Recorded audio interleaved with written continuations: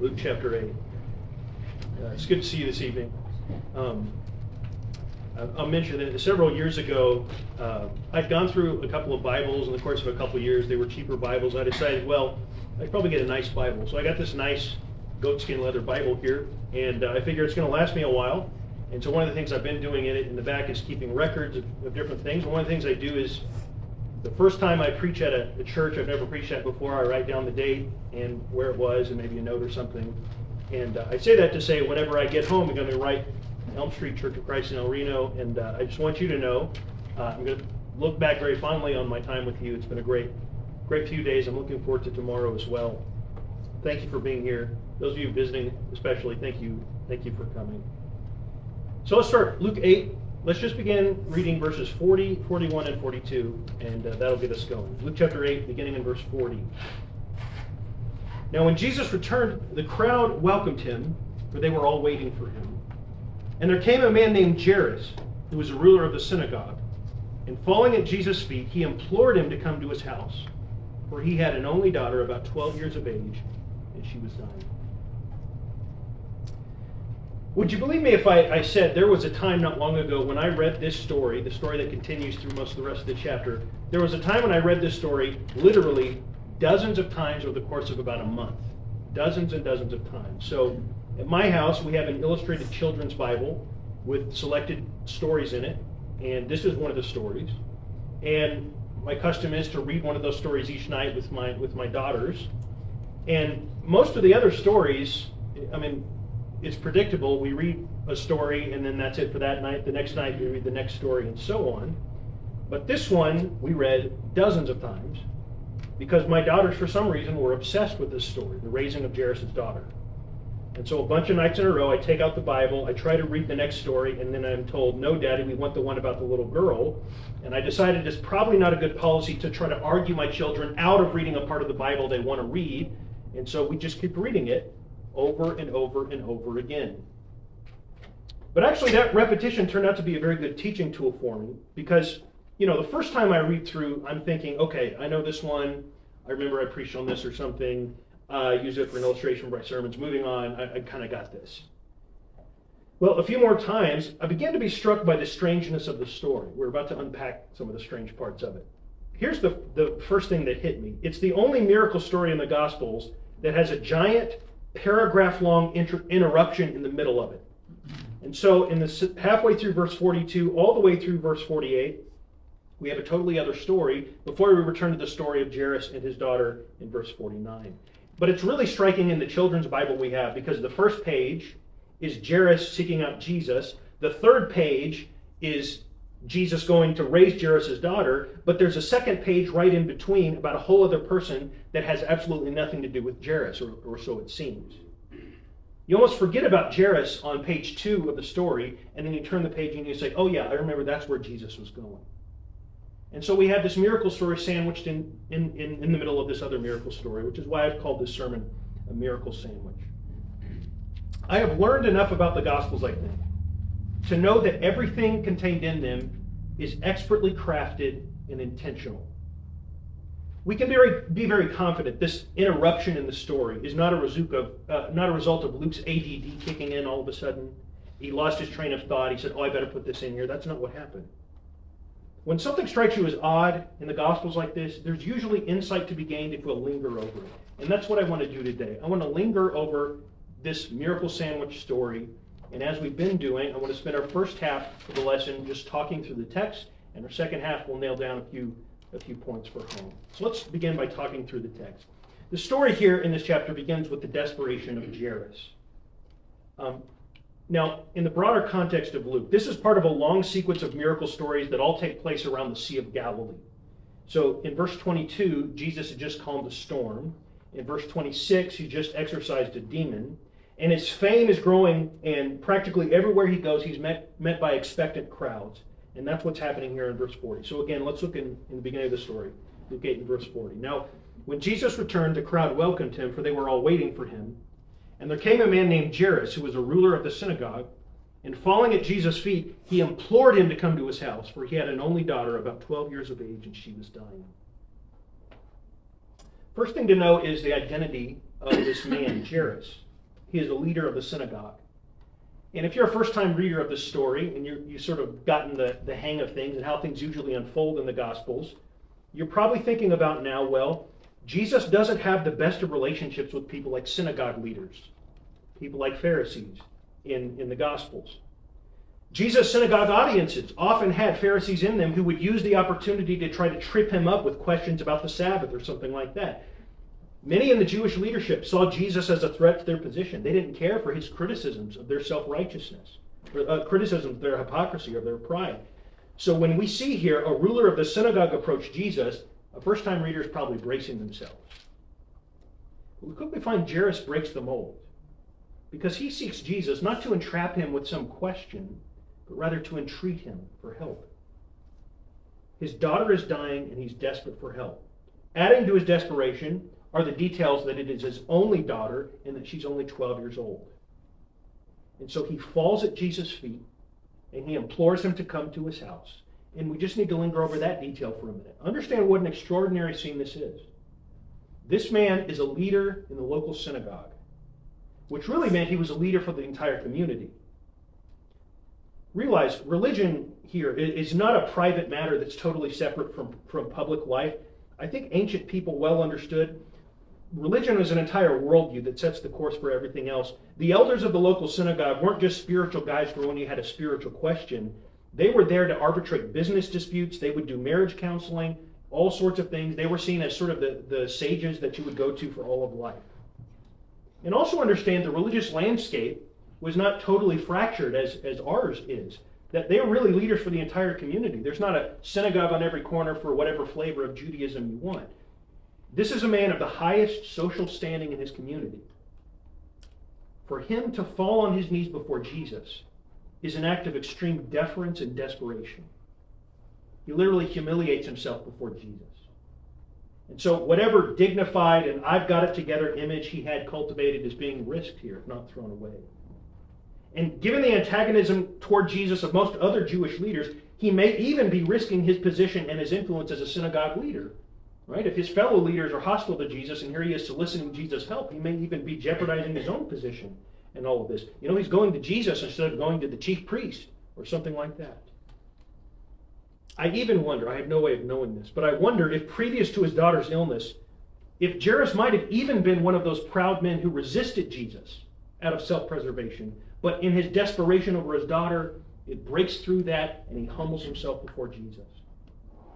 In any case, it is a shocking setup for a story I'm ready to hear the rest of, but instead we are made to wait to hear the rest of the story. And so we come from that story of the desperation of Jairus to next, the desperation and salvation of a woman. So, on his way to Jairus' home, halfway through verse 42, this happens. As Jesus went, the people pressed around him, and there was a woman who had a discharge of blood for 12 years, and though she had spent her living on physicians, she could not be healed by anyone. She came up behind him and touched the fringe of his garment, and immediately her discharge of blood ceased. And Jesus said, "Who was it that touched me?" When all denied it, Peter said, "Master, the crowd surround you and are pressing in on you." But Jesus said, "Someone touched me, for I perceive that power has gone out from me." And when the woman saw that she was not hidden, she came trembling, and falling down before him, declared in the presence of all the people why she had touched him, and how she had been immediately healed. And he said to her, "Daughter, your faith has made you well. Go in peace."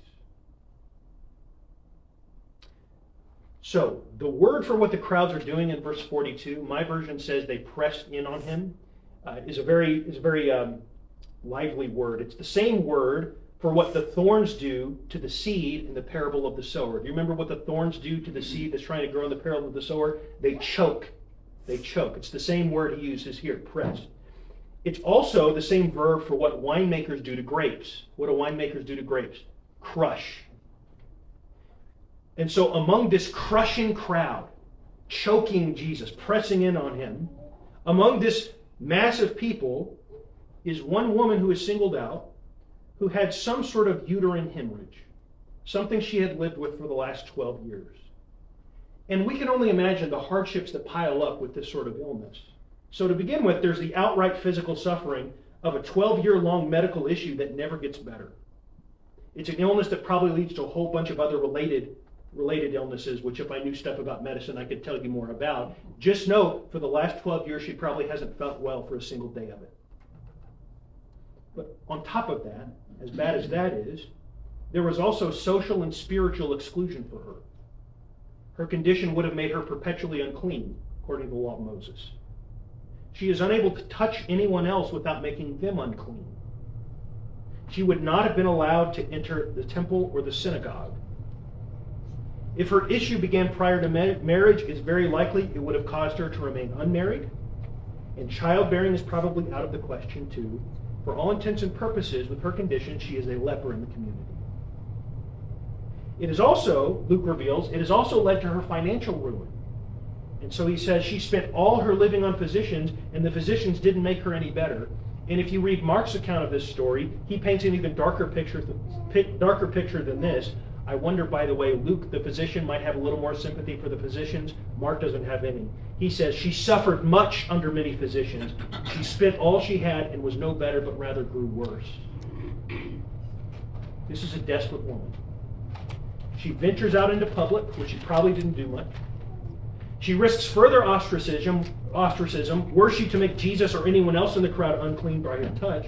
But she ventures into the choking crowd with the idea that if she can only touch Jesus, she can be healed. Luke reads her act as an expression of faith in Jesus' power. Or really, Jesus does in verse 48 when he commends her faith. I think we should say it is a shame-filled faith, right? She's coming up from behind Jesus. It's not a bold approach in front of him. It's rather sort of slinking up behind him. We might say it's perhaps superstitious to sort of think that this magical touch to Jesus' garment will heal me. But her voyage is vindicated when she is immediately healed after she touches Jesus' garment in verse 44. Years of agony and embarrassment are reversed in one brief touch. And notice, it's now that Jesus speaks for the first time in the story, as soon as she touches him. Verse 45, Jesus asks, "Who touched me?" And given this crushing crowd all around Jesus, it's Peter who speaks, and Peter says something like this: Jesus, the question isn't who touched you, the question is who didn't touch you. There are dozens of people touching you. What do you mean, who touched you? But Jesus explains in verse 46 that one person's touch resulted in God's power flowing out of him and into them. Jesus' persistence here, who touched me, causes the woman to finally realize she hasn't sort of gotten away with it. She hasn't gotten her secret healing and then I'll be on my way. That's not what's going to happen here. You know, when the crowd denies that they touched him in verse 45, that must have included her. She didn't speak up. She's in the back. No, it wasn't me. But finally she comes forward trembling. Maybe you're asking yourself, is he angry at me for touching him?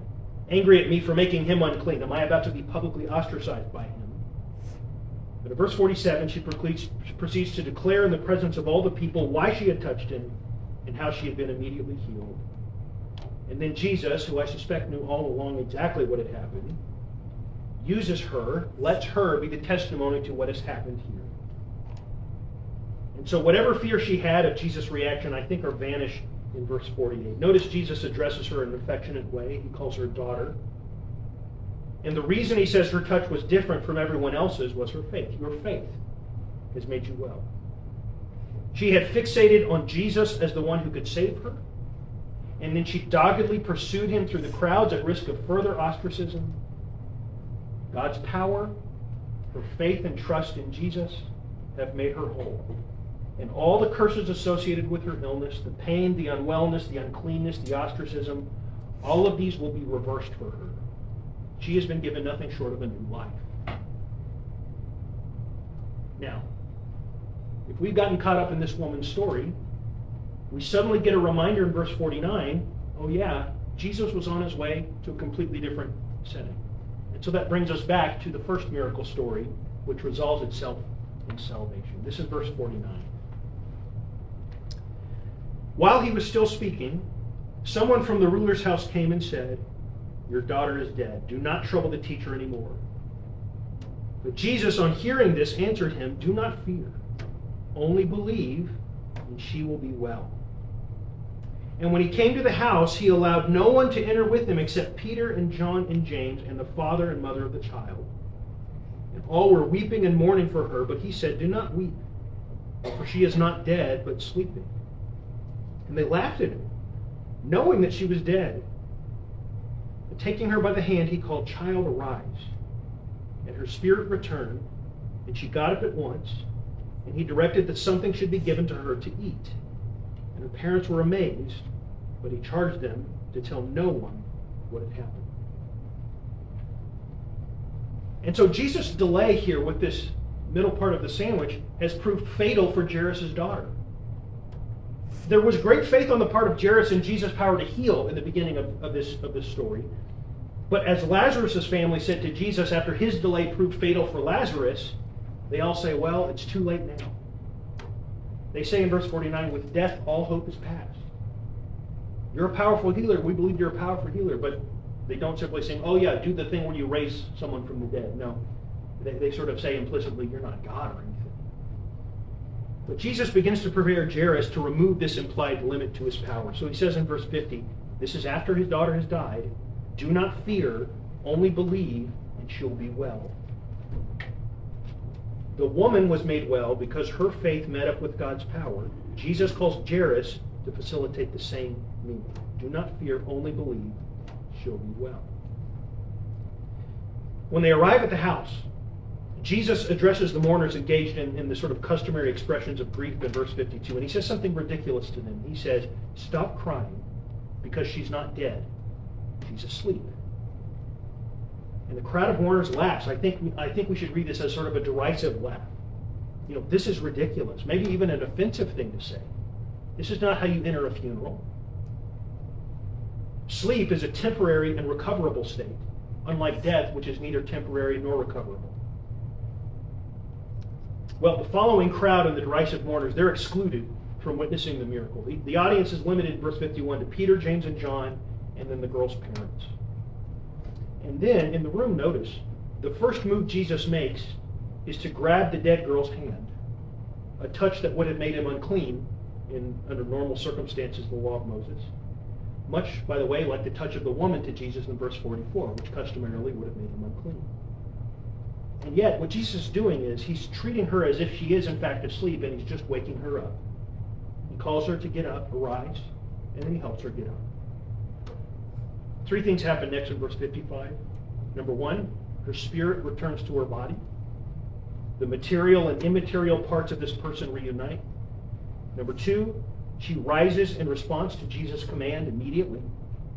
And then number three, Jesus directs them to get her food, making clear, among other things, this is no hallucination, this is no ghostly apparition. She has been restored to full embodied life. She is as alive now as she was before she died, as alive as anyone else in that room. That her parents were amazed in verse 56 is probably the understatement of the century. And so that's the story of the miracle sandwich. With all of this story before us, here's the question: what does this miracle sandwich have to teach us? I have 3 points for home, and then we'll be done. Number one, humanity is leveled by its desperate need for Jesus. Humanity is leveled by its desperate need for Jesus. So I want to begin thinking about what these two stories have in common with each other, what they have to do with each other. Is there something being taught to us in interrupting one miracle story with a whole other miracle story, and then resuming the first story?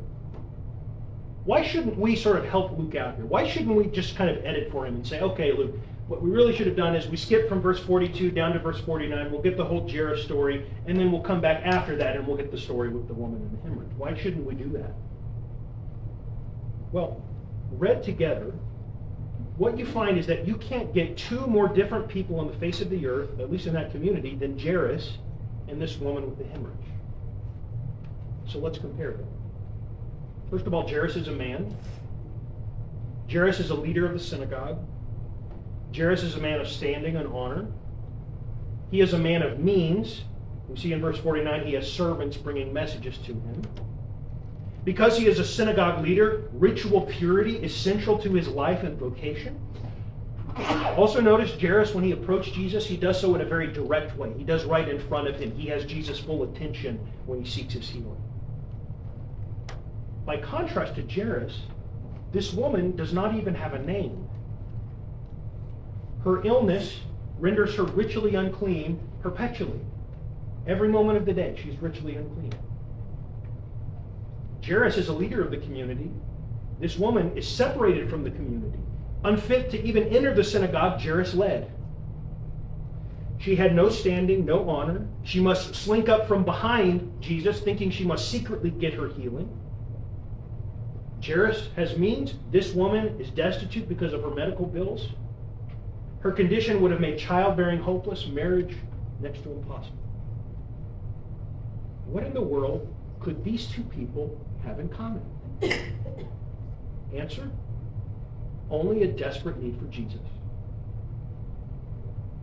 We've drawn out the differences. Notice the commonalities now. Notice both of these people, Jairus and the woman, fall on their face before Jesus. Jairus does in verse 41, the woman does in verse 47. Both fall on their face before Jesus. Both have faith that Jesus' touch is sufficient to heal. The text also subtly draws our attention to parallels between Jairus' daughter and the woman to I think show these two situations are not so different after all. So notice in consecutive verses 48 and 49, both the woman with the hemorrhage and Jairus' daughter are called daughters. Both are called daughters by Jesus. With both women, 12 years describes something important about each of them. The length of the woman's illness is the same as the age of the girl. And then in both stories, the touch of an unclean hand to Jesus is the means of healing in both stories.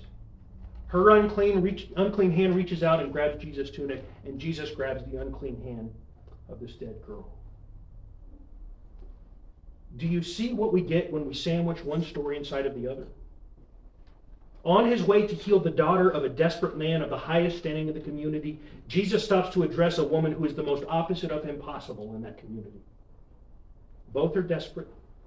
Both seek Jesus. Both have enough faith to seek him and are called to an even greater faith by Jesus. And both find the healing they're looking for. Is there a greater illustration of the fact that God is no respecter of persons than this story? Is there a greater illustration of the fact that all are in need of Jesus, that the gospel is for all and it doesn't matter who you are? If at these extremes, right, the man of the highest social standing and the woman of the lowest social standing, at these extremes the desperate need of Jesus is the same, don't you think everyone in between those extremes, the desperate need is also the same? Male or female, young or old, rich or poor, high status or low status. I would say this no matter who is in the audience this evening. You are in desperate need of Jesus. You fall somewhere in the spectrum of Jairus and this woman, which means you need Jesus as much as they did. That's equally true of every person in this room, and it would be true no matter who on the face of the earth was in this room. Your understanding of your desperate need for Jesus is a realization you need to have in order to motivate your search for him. Humanity is leveled by its desperate need for Jesus. Number two, I want us to notice this. Jesus may seem severe on his way to do us good. Jesus may seem severe on his way to do us good. So another commonality in both parts of the sandwich is Jesus seeming severity or maybe aloofness to the situation while he's on his way to save, but for a time it looks as if he doesn't so much care. He's not on his way to save. So take the woman with the hemorrhage. She slinks up behind Jesus in shame. She was already the object of public ostracism, practically a leper. She tries to hide among the crowd as she touches the hem of Jesus' garment, and then when she touches him, Jesus makes a scene. Imagine how she shudders when Jesus shouts, "Who touched me?" And then he continues to press the issue, forcing her to speak up, not letting it go. It's a tense and uncomfortable moment for her. And yet by the end of the story, the intent of Jesus' questioning is shown to be gracious, not vicious. He singles her out, yes, but he singles her out that she may testify to her healing, and then he assures her personally with these words in verse 48, "Daughter, your faith has made you well. Go in peace." What I'm pointing out is, Jesus allows a period of discomfort in the process of her salvation. He allows a period of discomfort in the process of her healing. And then there's Jairus.